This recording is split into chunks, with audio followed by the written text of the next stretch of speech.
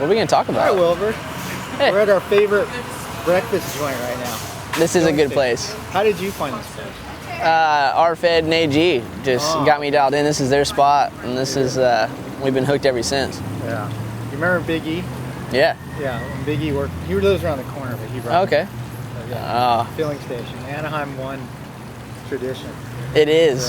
Yeah. You've always blown me off for Anaheim 1, though. Dude, come on. I've tried every Anaheim since I've been racing them. Yeah, how about what happened Monday? Monday? I was we were supposed to be here Monday. I know, I flaked, but I was still up north. I was driving down. I thought you rode your moped up to Laguna. I did. I just got that thing. It looks so good, though. So how was Laguna?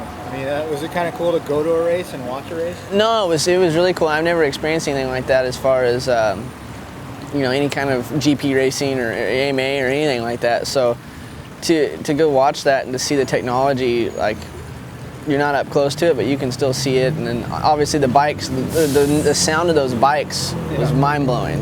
Isn't it crazy how you could feel it when they go by? You can literally feel it. What's even more crazy is how strict we've gotten with sound and all this BS. And those bikes sound so awesome, and they're so loud. And I realize it's outside or it's not Supercross or anything, but it's the same thing, you know, in a way.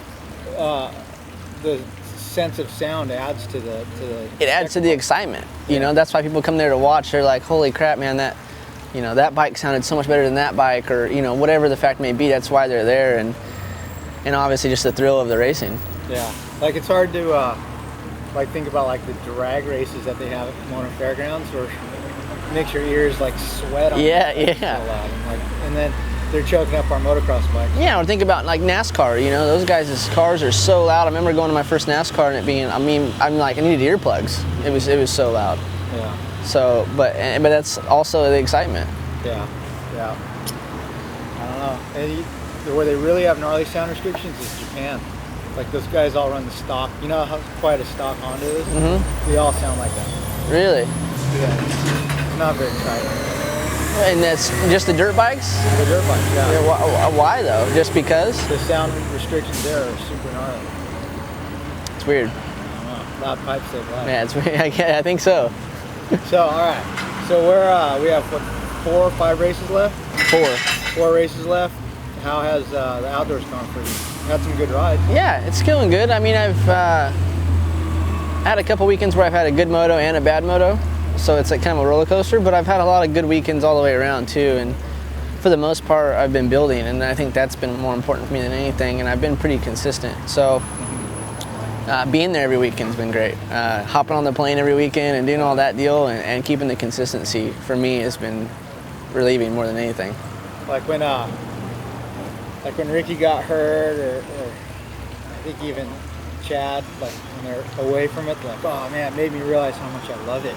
I mean, you must really love it because you've always been hurt. Yeah, I mean, it gives you a whole different sense of and an attitude, I think, towards it, because the days I am riding it, I don't know if I've had like a terrible day. I mean, maybe we have, but it hasn't felt like a terrible day like it used to or like it could have, just because, I'm there riding. That's what we all want to do, and that's what we all live for, and it's a good feeling. I mean, at your level, is riding still fun? Like, it's still your favorite thing, or is it a job? I think if you can make it a job if you let it, but it's still the most fun thing I can do. I don't know what else I would want to do that would be more fun. I thought about, besides a GP, I would like to go do a GP. I'd probably crash hard though, so I don't know if it'd be any more fun. Yeah. No, it's still more fun than anything to me. I get to enjoy the. Thank you. Your burrito's here. It is here. It's gonna be great. You went all healthy and made me feel bad. Oh, thank you.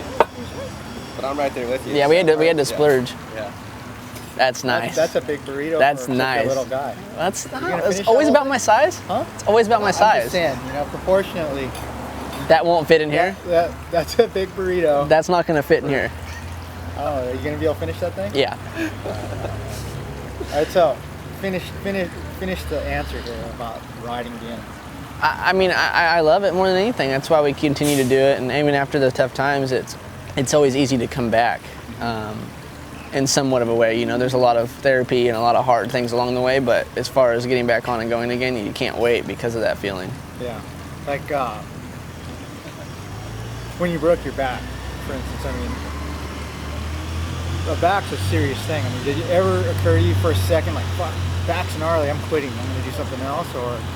Not really. I mean, when I did it at Anaheim, I felt so good that night, and in practice and everything, and leading up to that race and all the testing and everything, I felt like I hadn't ever, you know, and I really felt like I was going for a title. So I think for me, in my mind, when I did that, all I was thinking about was getting back on and going. Yeah. Unfortunately, my second day back riding, I got hurt again, and then I came back for the last couple outdoors. Redbud went pretty good last year. Well, Schugle didn't last year. But I came back and I was doing good, and then at Unadilla I crashed, and then I thought I just got a concussion or whatever.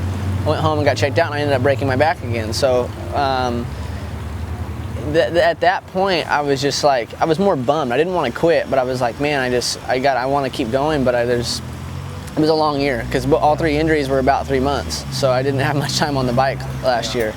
But for me, I just wanted to get back to it and keep pushing through it. I mean, when I was young, I went through that quitting stage, and I did quit for a while. It wasn't fun, and the injuries make it not as fun. But this times around was, I think, because I had such a good support team from Geico to everybody that was around me, from Dr. G to how's everything? My family. Camera shy. Camera shy. It's not single. Not single. So I think from everybody I had around me pushing me through that, and I never had a chance to really get down and to be like, man, I just want to hang it up. I never felt that way. Was it tough? Yeah, it was really tough a few times. I think the December cover kept you going though, huh? The December cover, I kept looking back to that and being like, man, I can't let that be my only cover that Don gives me, because it was such like a mulligan. Like, I got it because I won, which was great, and I won, but people get covers because they win things. Well, yeah, and I agree with that. So I have to bring this next step, and I have to go win like a Supercross, and then we'll get one. Get another one. Yeah. So that's the plan. So you're already signed up for next year again, right? Yeah. Is it next year or the year beyond also? Or? I think it's with option, and it just depends because say if I go out and win the title next year, I have to move up anyway. So it's all depending on my results and my age, and then moving up to the 450 class. Yeah. So does it feel good that, like, in spite of the injuries you've had and everything, I mean, you obviously have the potential that people seeing you to sign you again for next year? I mean, yeah, that part, the whole time I was hurt last year, and then even getting hurt after Anaheim again this year, I was like, man, and I feel like I really let them down a few times, and because when they signed me, it was I knew what I needed to do and what I wanted to do there, and I've always wanted to ride for Geico and for Factory Connection. So I think I was more let down than they were, just because I felt like when I went there, I was ready for it, and I was ready to tackle that. But the whole time, even to this day right now, it's been nothing but support. And then also keeping me for next year with five guys, I think it made me feel really good about the whole deal. Yeah. All right, we're gonna let you finish this. All right. I told you couldn't finish it. I'm not proportioned enough to put it in me. Yeah. All right, I'm making sure your muscle milk hat is in there. Does it look good? Yeah. Do you have muscle milk every day? For the most part, yeah, I'd say so. Do you drink it in the morning or after you train? After I ride. After you ride? Ride moto or ride? Both. Bicycle too. Yeah. So probably 2 a day. You're quite the cyclist, right? I am. Yeah. I think Do you so. have a Strava account? Oh yeah. Yeah. What's the Strava account for people that want to follow you? Oh, I don't need a bunch of people like keep track of your. I'm just Ty Katie Bomber. Ty Katie? No. Ty Katie? You remember Ty Katie? Dude, he's sick. He's on there. Is he? Yeah, he's sick. He's cool. Red Cowboy? Yeah. No, I'm just Wil Hahn. Like, I don't know. Nothing crazy. Isn't that kind of creepy though? I mean, I'm not on Strava, but like, people know what you're doing though. Know where you are.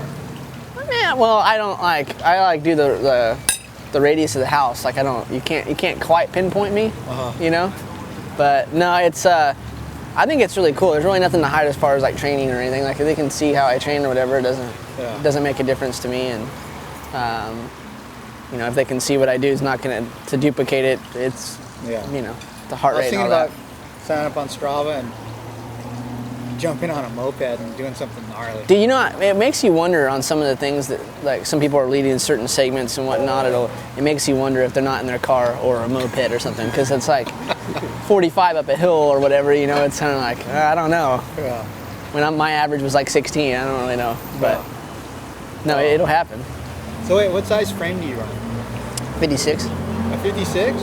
I'm big, dude. Those long legs, huh? Really long legs. It's my torso. Yeah. So, hey, so we were just talking about your stint on the 450. What was that like? Was that bike just gnarly? I remember the first day I rode it, I'm like, come in and I'm like, man, we gotta, you know, can we slow it down a little bit?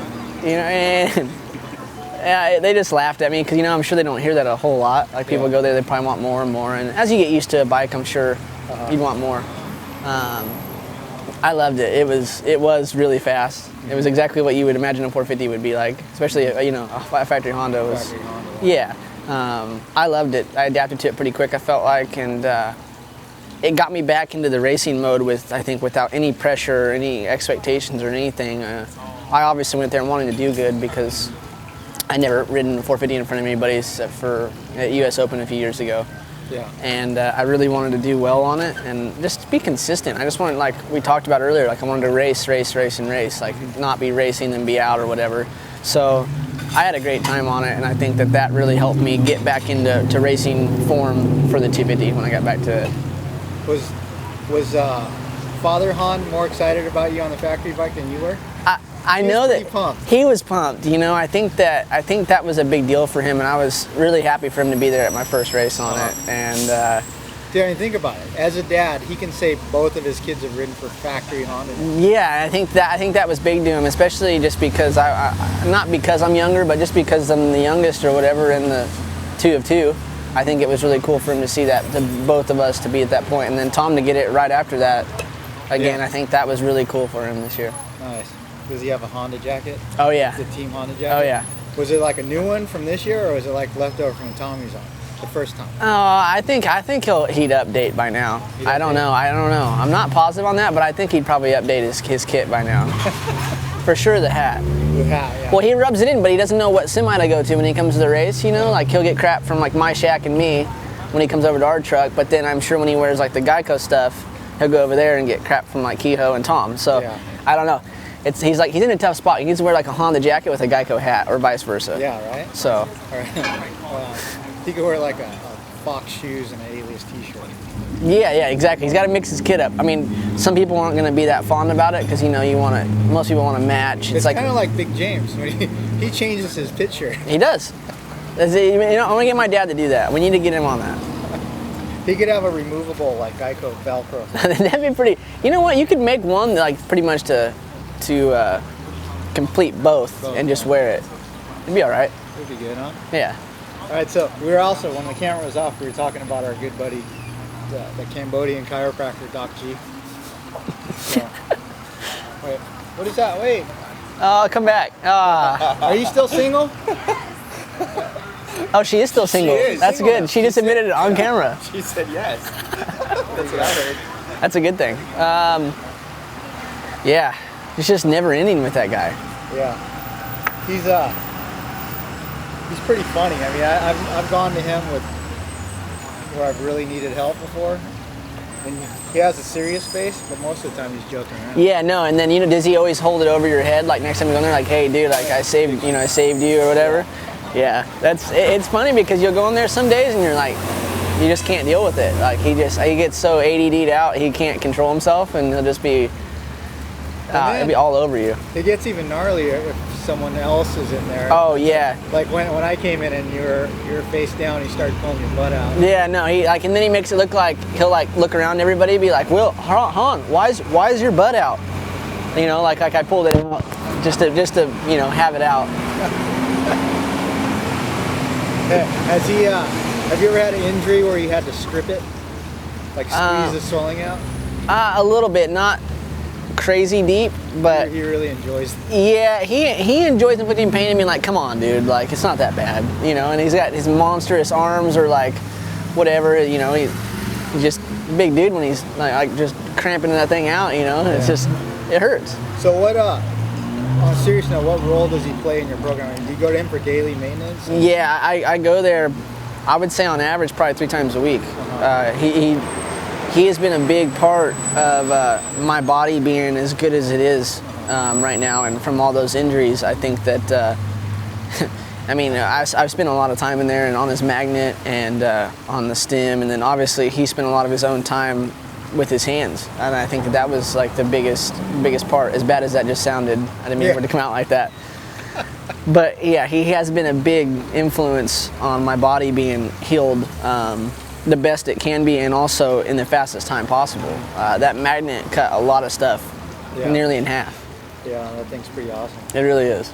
So you've broken your back twice. I mean, is there certain maintenance he has to do to those areas, or is that a problem for you? It's hard to adjust because I think it's I guess maybe the calcium. I don't really know why, but it's hard to adjust, and we didn't touch it for about a year, and so he just started to adjust me probably the beginning of this year, and getting it to actually I guess pop and adjust, and each time's a little bit better, but he's really gentle with it, so I think that helps the most. And yeah, I mean, my back does get sore, but going in there and I'm back out and I feel normal, you know, so that's a plus. But yeah, no, the maintenance thing, I think that it's been a big, I think I'd be in a lot worse shape if I wouldn't have done anything and just kind of been trying to ride through it or whatever. I think I'd still be fine, but I wouldn't feel the way I do. Yeah. So, breaking your back twice now, I mean, what are your thoughts about like safety equipment? So, I mean, you're a jersey and a helmet kind of guy. No chest protector, no lead brace. I wear chest protector. Oh, you do? I wear it all summer. Also, I wear it outside. I wear it outside. Oh yeah. I'm sorry. Come on, dude. What kind do you wear then? Yeah, great. An old one from last year. Yeah. No, yeah, that was bad. No, I wear like just a standard black shield. But I mean, do you wear that for roost or to protect your back? I think multiple reasons now. I think that the roost obviously is bad at a lot of the tracks. And I feel like protection too. I don't see it being an issue or being a bad thing, and it's comfortable. So I always told myself if I could wear one and it be comfortable, I'd wear it. So it's got to that point now, and back a few years ago, none of the chest protectors were that comfortable. Yeah. They were real bulky and heavy, all that stuff. So I think, didn't you used to wear the one with the big shoulders and everything when you're amateur? Probably, yeah, more than likely. How come? What's your opinion on this? Why do guys wear all the stuff that they can when they're amateurs and they turn pro and take it off? Because you're super sweet when you turn pro, like instantly. Like the day you get your card, it releases into like being cool. Yeah. Well, dude, I mean, look at it. Like, look at all of our top guys that you see them without it and how sick they look without it, and they're just their jerseys and it looks clean. It looks really good. Yeah. And I'll still go without my chest protectors now. I'll wear something underneath probably, but I would still go without it. I don't think it's coming back to my back. I don't think it would have, if I had a chest protector on any of those crashes, would it have helped me? No, because the way I broke it was from compressing it. It wasn't from impact. It was from my actual head, hitting the ground that hard. Aliette and stuff. I don't know. I don't want to be, negative or anything like that. I personally don't feel comfortable with it. It's I don't have much room between my shoulder and neck, as you've pointed out, my body, and I just never got comfortable with it. And I think in a lot of instances I'm not sure. It's hard to tell. It's not fair, I don't think, to be like, oh yeah, I wouldn't have, or yeah, I would have. So. Do you feel more comfortable, like you don't wear chest protector in Supercross, right? I didn't, no. Yeah, I mean, like for instance, like when Ross got paralyzed, dude, I ordered one of those crazy under things that has the spine thing in it. Yeah. But, it's so uncomfortable, and then as the memory of the injury fades a little bit, you just go back to your normal thing. Yeah, no, totally. I think it's something like that, and then I don't know. It's really tough to say yes or no with all that. I mean, a doctor can make the call always, but I don't know. Even then, it's tough because they weren't there to see how he hit or how I hit, or it's tough. Yeah. I don't know. It's So, tough. okay, I don't so know. your brother's in Texas, but you're out here full time now. I mean, why are you in Cali full time? Is it just Have you seen my better bike at the practice tracks every day? Like just looking brand new and stuff? Is that why? Is it a? I mean, to an convenience- extent, convenience thing. it is a convenience thing. My mechanic Jay spoils me. I drop my bike off, I pick it up. It's Yeah. that simple, and a lot of the times he meets me at the track. So for that and for his dedication, you know, I'm just spoiled to a T. And also while I'm out here, I get to test a lot. Or if I'm feeling uncomfortable, or if they have an idea they want to try, they throw it on and I try it. And I really like that role. Yeah. So for me to do that, I have to be here. So there are benefits to being in California. I mean, a lot of times during the summer, all the California guys bail and go to Florida or where it's hot and they think it's better Yeah. to train there. But then, yeah, your motor blows up.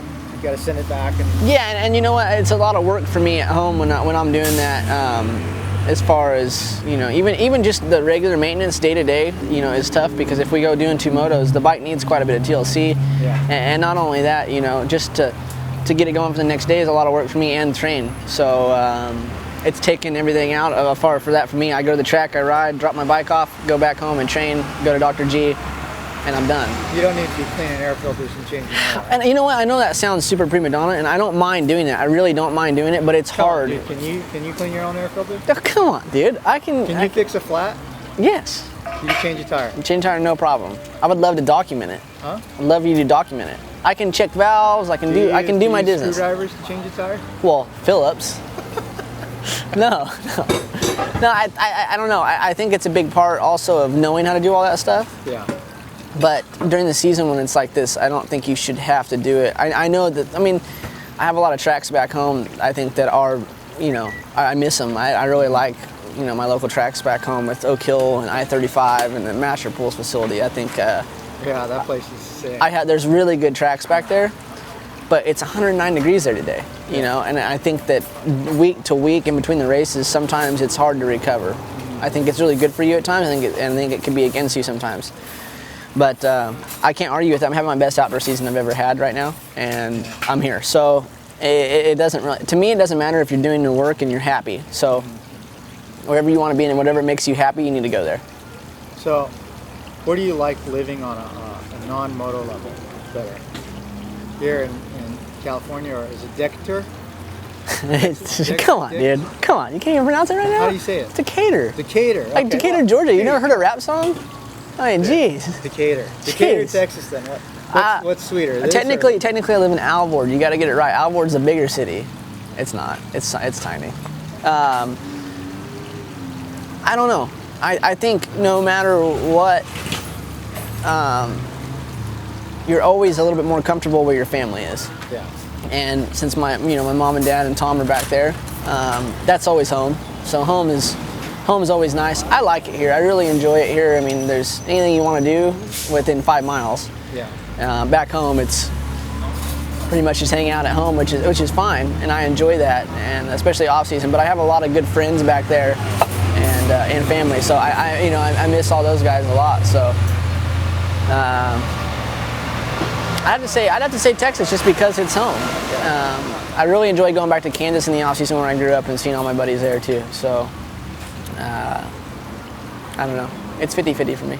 Do you dress differently at home? I only wear camo when I'm home. Only wear camo and boots? Only, yeah. I go back home and I like change into this whole different guy. Like I have a hat and like my boots set out and like. No, I don't dress different. I think that's why all like the girls in Decatur or like anybody that's there, like even the dudes, like just look at us so weird because we're not just pressed wranglered up and like just got our deal on, which is fine. I don't judge, you know. Hey, why are there so many strip clubs in Texas? Why? It's like if you have a daughter in Texas, 50%. Don't wish that upon me, dude. That's not cool. Like, so you're saying right now if I stay back there and I live there, like my daughter's gonna be a hooker. A stripper. Oh, sorry, stripper. There's a difference. Why are there so many strip clubs in Texas? I don't know. People like to have a good time. I don't know how to answer that correctly and not offend anybody. I don't know. I really don't know. All right. So in Cali, where are you at? Laguna? No, here in Orange. Oh, you're in Orange. Yeah. Oh, old school Orange. Yeah. Town with character. It is. It's beautiful here. It is beautiful. It's a nice town. Yeah. So who are you living out here with? Are you with RFit? Yeah, with RFit and AG. And then I'm in the process right now, I think, of moving to Menifee. Getting a house there. I'm going to actually buy a house. Mm-hmm. Does Tom still have his house in Inland Empire? No, just the one in Texas. Oh, okay. Yeah, I remember that. Yeah, I remember you coming over and just being the biggest cool guy. Like first time I met you, I'm like, oh, sick. Like a dude from a magazine's coming over, and then you like didn't let me down with like your magazine thing because you were like, I guess since you were like running the deal, like you had this like aura of, I'm gnarly, and it bummed me out because I was like couldn't wait to meet you. I'm like, oh hey, I'm Will, and then you were like, sup, Don, and you didn't even shake my hand. Like you kept walking, like right to Tom. Fiction, dude. Because I was an amateur, like you walked right by me, and like, dude, you can't make the magazine. Like just you gotta wait a couple years. Okay, back it up. We were talking about this. Who voted for you onto the Toyota Star Race? Or no, it was Motor World. It was Star. It was Star. Yeah. Okay. Yeah. I played a pivotal role in the beginning of your career. I know. And it's like you've always been there for me, but like, I think more of like a stepdad because you haven't really liked me. You haven't loved me, but you always liked me. You know. Nice.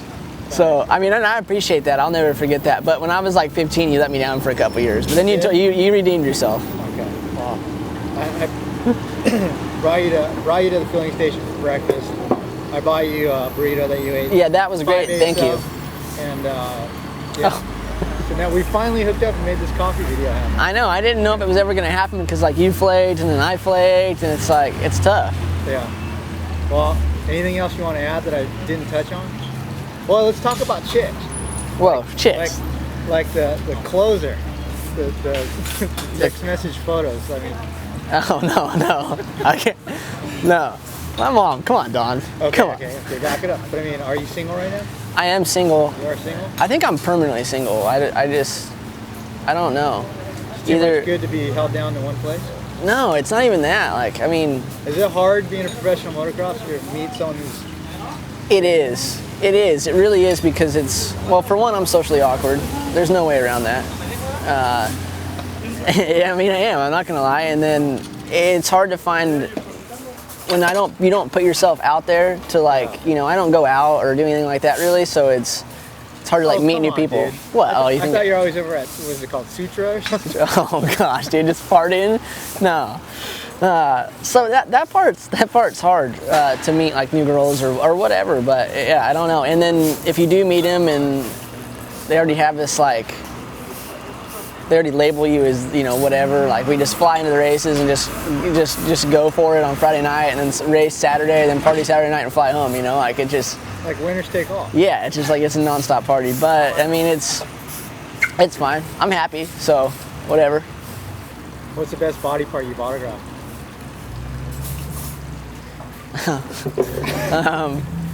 I mean, it's kind of the obvious, like around the chest region was pretty funny. I think I signed closer to collarbone though, and Wyndham made fun of me for that. So I don't know. It's, you know, it's really hard to make everybody happy. Nice. All right, we're out of here then. Wait, do you have a website? Wilhahn.com? No, I just got a Facebook fan page. That's about it, and then like Twitter and all that. And it's all at Wil Hahn? Yeah, at Wil Hahn 58. I think all of it is. 58. What are you going to do next year? Change your addresses when you get a different number? Yeah, dude. The Twitter thing's automatic. Can you change your Twitter address? Yeah, I've gone from 31 to 58. Oh. Even though I went backwards. I thought 31 was a pretty sweet number. I liked it. I love the number. And you know what? A lot of people hated it. It was 13 backwards. 31 is like Jimmy White's three-wheeler number. He was my three-wheeler hero. That's awesome. Okay. That's awesome. My first bike was three-wheeler. That's my first bike ever. There you go. We got three-wheel roots together. The thumb throttle and 3 wheels was doing it for me until the throttle stuck, or maybe I whiskeyed. I like to blame it on the fact that the throttle stuck still to this day, but I hated it after that. You can't whiskey throttle with a thumb throttle. That's what I thought, but apparently you can't, because I went wide open into the barn and smoked there was a pole barn, and I hit one of the poles. It's the only thing that stopped me. So, but then it happened on my PW too. So I think I've always been squirrely from day one. Coincidence that Will and whiskey start. Yeah, I mean, no, it's not. All right, man. Thanks. All right, thanks.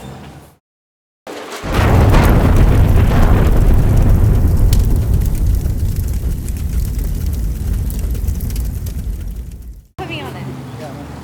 What were you guys doing? Wait, we didn't get you on camera saying you are still single though. No, I said I'm not. Oh no, he asked if you were single, and then you were like, yeah. No. Yeah. No? Why are we doing up closes of the server? Well, I don't know why not. I don't know why not, really. Do you want more coffee? Oh, I'm good, thanks. Wait, I want to show you something. Look at this water. Why didn't you tell me something before? Because you kept putting your hand over your face and running away. Well, because you're putting that in my face.